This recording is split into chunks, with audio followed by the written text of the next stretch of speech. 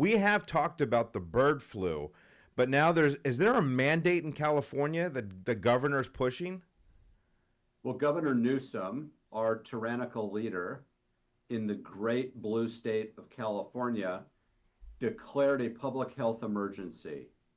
When a government declares an emergency, it gives them powers that they otherwise don't have. So, for example, it allows them to go into any dairy farm or chicken farm unannounced and do testing of the animals.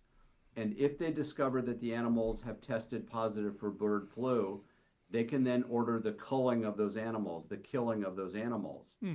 In addition, when there's a public health emergency, it allows them to do stupid stuff like they did during COVID, like mandate masks, for example, like do the nonsense of 6 feet distance at restaurants and things like that, to mandate vaccinations for public workers. So it gives them unbelievable amount of powers.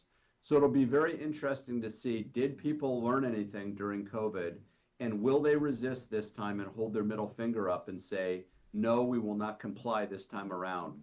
Fool us once, shame on me. You know how that expression goes. So Yeah. never mind that there hasn't been a single transmission person to person of bird flu. Bird flu has been around the world for 27 plus years. Every year, the virulence, the severity of the virus decreases.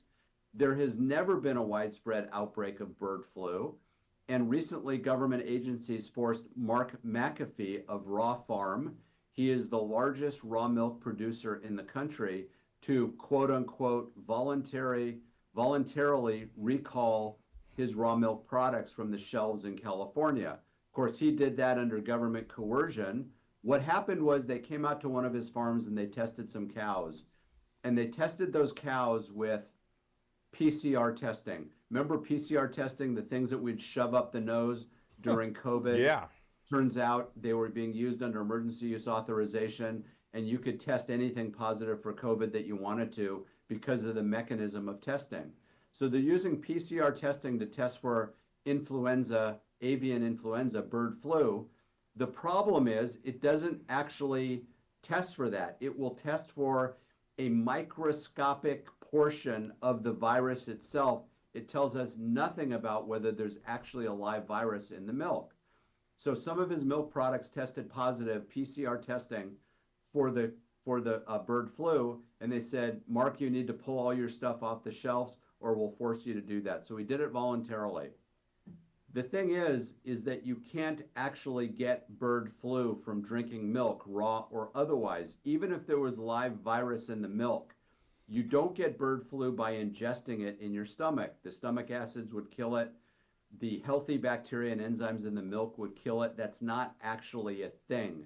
You get bird flu if you are a worker working directly hands-on with the cows. It can get into your conjunctiva in your eyes. You could inhale it. That's the way you get bird flu, close contact to an ill animal. You don't get it by eating the product, ingesting the eggs, or drinking the milk. But here we go again, the government out of control. And I mean, so I hope they'll stand up and say, no, not this time. Meanwhile, wow. the federal government has ramped up the production of bird flu vaccination. So they want to ramp it up to something like 4.8 million doses. They're spending an enormous amount of money. When I say they, I mean you and I. It's our taxpayer money that's being given to the pharmaceutical companies that make these vaccinations. So my money, your money is going to these companies to ramp up bird flu vaccine production. And if you look at the package insert, there's a couple different bird flu vaccines on the market. They're garbage. I would never put that in my body. They have aluminum in it, mercury in it, polysorbate 80.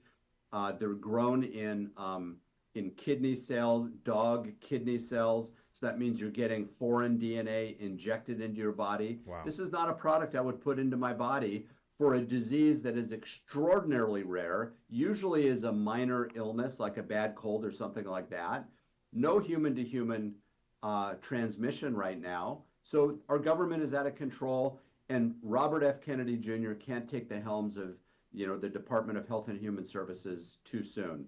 So I hope we can hold out until January 20th. when there will be a new sheriff in town.